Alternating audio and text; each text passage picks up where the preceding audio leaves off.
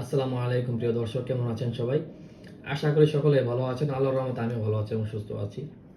আচ্ছা, একটা বিষয় ভাবুন তো, স্ত্রীরা বা মেয়েরা যখন ডিভোর্স দেয়, ডিভোর্স দেওয়ার পরে যে স্বামীর তো তখন প্রাক্তন হয়ে যায়, ওই স্বামীর বিরুদ্ধে কি কোনো ধরনের মামলা করতে পারে?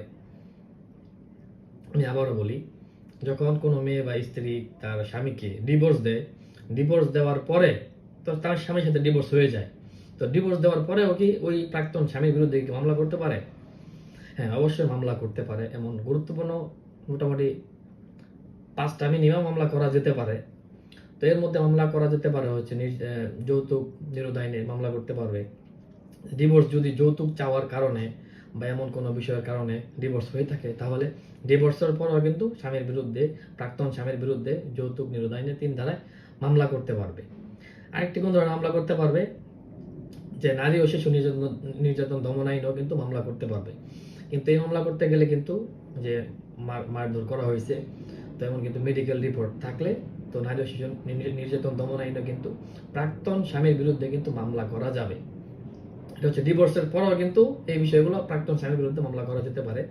এবং আরেকটা বিষয় হচ্ছে দণ্ডবিধির ৫০৬ ধারায় যদি ভয়ভীতি দেখায় বা হত্যার চেষ্টা করবে, এমন অনেক ধরনের থ্রেট আছে না, যদি এমন কোনো ধরনের থ্রেট দেয় যার কারণে আপনি ভয়ভীতি পাচ্ছেন, তাহলে কিন্তু ৫০৬ এর আন্ডারে কিন্তু আপনি থানায় জিডি করার মাধ্যমে, তদন্ত করার মাধ্যমে যদি এটা ই হয় যে আসলে এটা ঘটনা সত্য বলে প্রমাণিত হয়, তাহলে কিন্তু থানায় মামলা নিয়ে নেবে।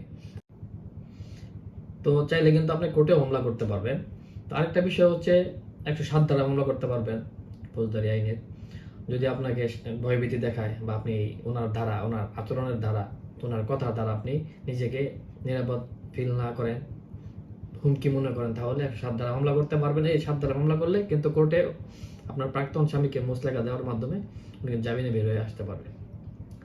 আরেকটা বিষয় হচ্ছে আপনি